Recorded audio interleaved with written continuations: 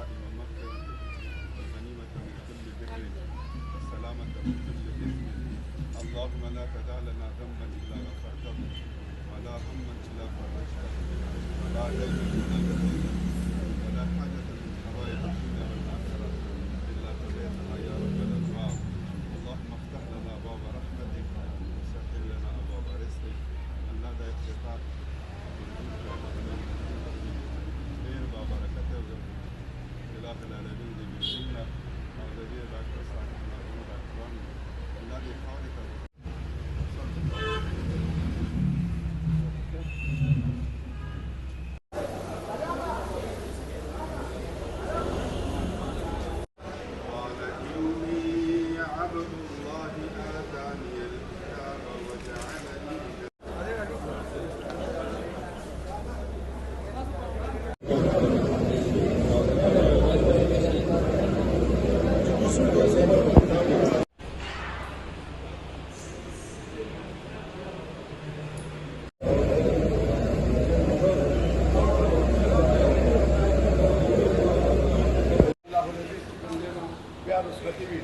وضمن سنة إن شاء الله العزيز.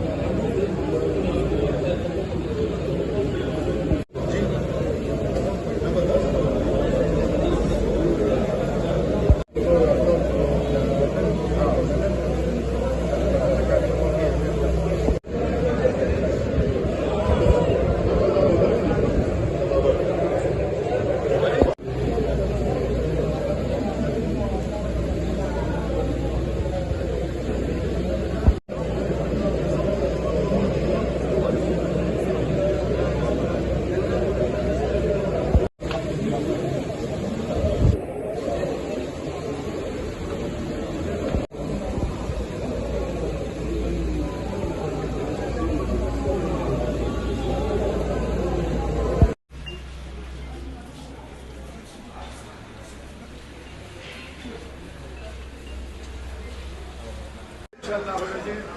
يوم 2 منټه بعد به که خیر چې کوم دی نو دا ته یو کپ کپچې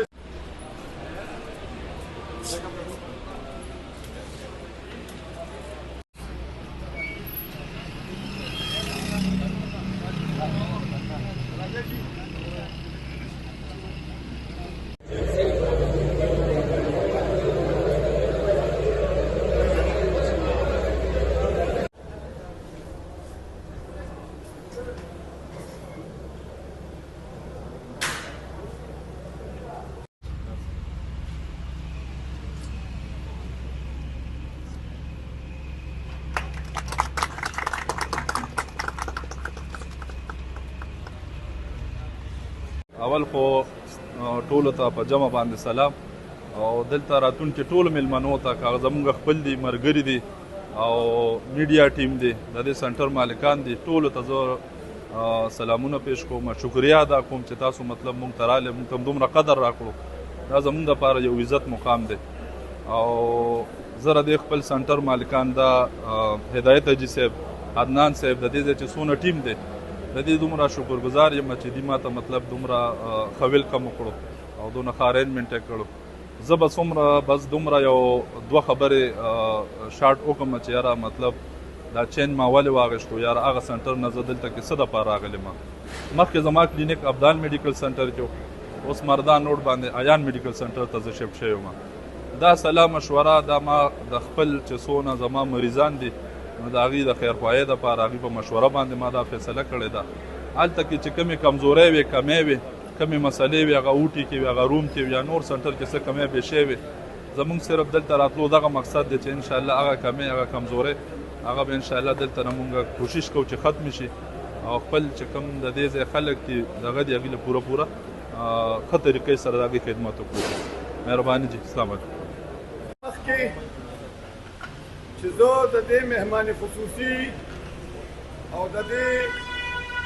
ایان میډیکل سنټر په پراتګ هغه ته هرکلی ویم. انشاءالله العزیز د انتظار هغه ګړی چې کوم دی د ختمېدو واله دي